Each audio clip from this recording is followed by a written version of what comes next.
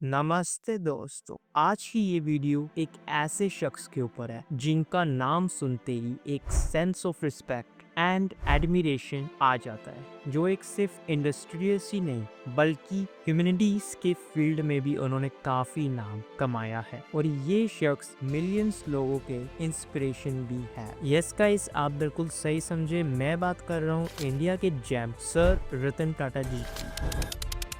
तो वीडियो को एंड तक जरूर देखना। Without any further due let's get started.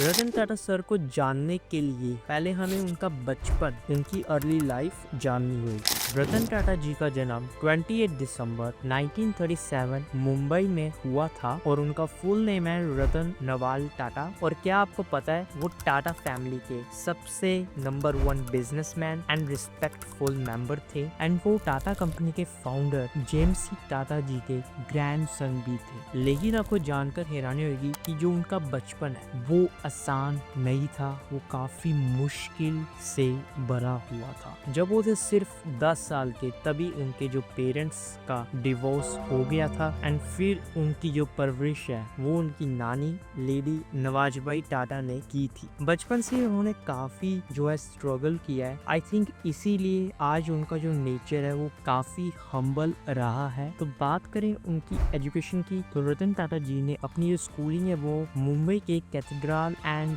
John Connon school से की और फिर ग्रेजुएशन के लिए वो यूएसए चले गए और उन्होंने वहां पर कॉर्नेल यूनिवर्सिटी से अपनी आर्किटेक्ट की डिग्री भी ले ली और उसी के बाद उन्होंने हार्वर्ड यूनिवर्सिटी में अपनी बिजनेस मैनेजमेंट कोर्स को भी पूरा किया। और इधर ही एक इंटरेस्टिंग फैक्ट भी आ जाता है, पहले उन्होंने इंजीनियरिंग करनी शुरू करी थी बट उसी के दौरान उन्हें रियलाइज हुआ कि जो मेरा इंटरेस्ट है वो आर्किटेक्ट में ज्यादा है। तभी उन्होंने इंजीनियरिंग से आर्किटेक्ट शिफ्ट कर लिया था अपना कोर्स। जब वो यूएसए से इंडिया है तब उन्होंने अपना जो करियर है वो टाटा ग्रुप में स्टार्ट किया, लेकिन एक ट्रेनर के रूप में। हाँ, आपने सही सुना, रतन टाटा सर ने अपना सबसे पहला काम टाटा स्टील फर्नेस में किया, जहाँ उनका काम था कि वो मोल्टेन स्टील को उधर इंस्पेक्शन करते थे एंड फिर उन्होंने 1991 में टाटा ग्रुप की जो चेयरमैन है वो संभाली। और जब जेआरडी टाटा रिटायर हुए तब ये जो टाटा ग्रुप की जो कंपनी थी वो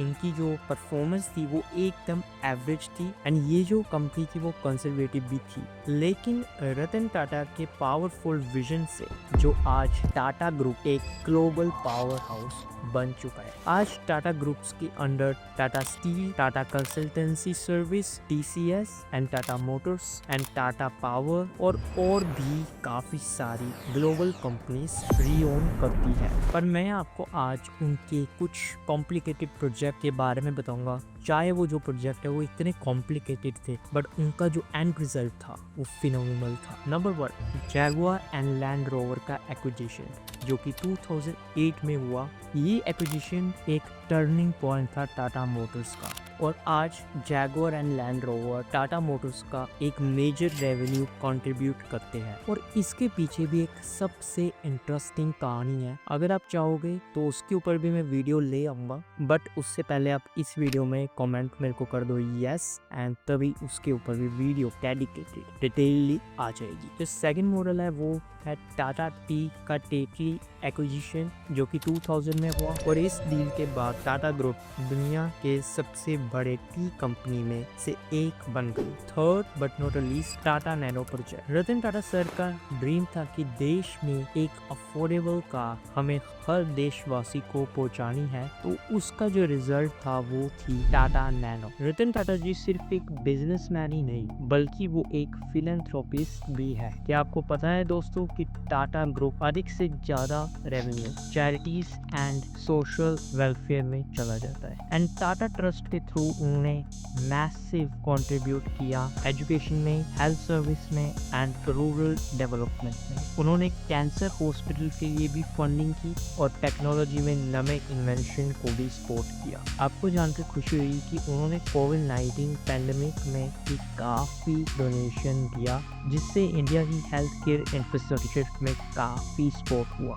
अगर अब बात करें उनकी अवार्ड्स एंड अचीवमेंट्स की, तो वो तो काफ़ी सारे हैं, मतलब उनके ऊपर एक डिटेल डेडिकेटेड वीडियो बन सकती है। बट अभी मैं उनके आपको मेजर अवार्ड्स, जो कि काफ़ी आपको सुनकर खुशी होगी, उसके बारे में मैं आपको बताऊंगा। उनकी जो सबसे बड़ी अचीवमेंट थी, जैसे कि मैंने बताया, जैगुआर एंड लैंड रोवर का एक्विजिशन जो कि 2008 में हुआ, वो उनका सबसे बड़ी डील थी एंड सबसे बड़ा आप कह सकते हो शॉकिंग न्यूज़ थी जो उन्होंने लैंड रोवर एंड जैगुआर को एक्वायर किया। तो वो टाटा मोटर्स के लिए सबसे बड़ा अचीवमेंट था। अब बात करें अवार्ड की, तो उन्होंने अपने नाम पद्म भूषण 2000 में किया और पद्म विभूषण 2008 में किया, जो इंडिया के थर्ड और सेकंड हाईएस्ट सिविलियन अवार्ड है। और भी काफ़ी सारे अवार्ड है, जैसे मैंने आपको मेंशन किया पहले, तो हम वो अवार्ड्स गिनते गिनते थक जाएंगे, बट उनके जो अवार्ड्स है वो कभी खत्म नहीं होंगे। बट ये तो मानना पड़ेगा रतन टाटा जी को, उनके बिजनेस के लिए ही नहीं बल्कि उनकी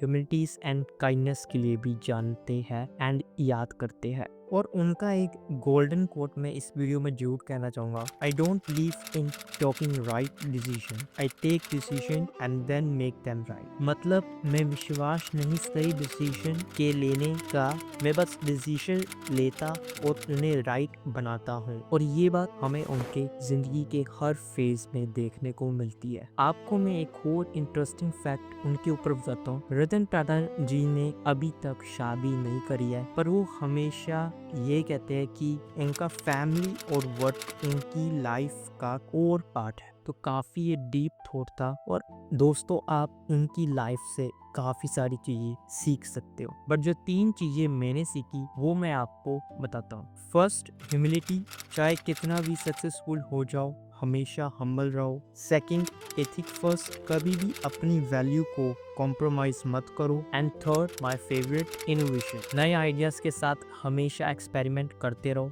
चाहे वो कितने ही रिस्क टेकर हो। आपको ये तो मानना पड़ेगा कि रतन टाटा एक लिविंग एग्जाम्पल है कि कैसे सक्सेस और ह्यूमिलिटी को साथ लेके चलना चाहिए। अब हम इस वीडियो के लास्ट पार्ट में आ चुके हैं। इनकी लाइफ से आपको एक एक्सपीरियंस तो हो ही गया होगा कि हम चाहे कितने मर्जी सक्सेसफुल बन जाएं, बट हम ह्यूमिलिटीज को प्रायोरिटाइज कर सकते हैं अपनी सक्सेस में भी। उन्होंने हमेशा अपने वैल्यू और एथिक को अपने काम से ऊपर रखा और उनका नाम हमेशा उनके काम और लेगेसी के थ्रू याद करा जाएगा। क्या आपको लगता है दोस्तों कि हमें उनकी लाइफ से कुछ ना कुछ सीखना चाहिए? अगर हाँ तो कमेंट में जरूर बताइए। मैं आपका होस्ट चैन इस वीडियो को यहीं पर एंड करता हूँ और वो सच में एक आइकन थे। We always miss you dear Ratan Tata.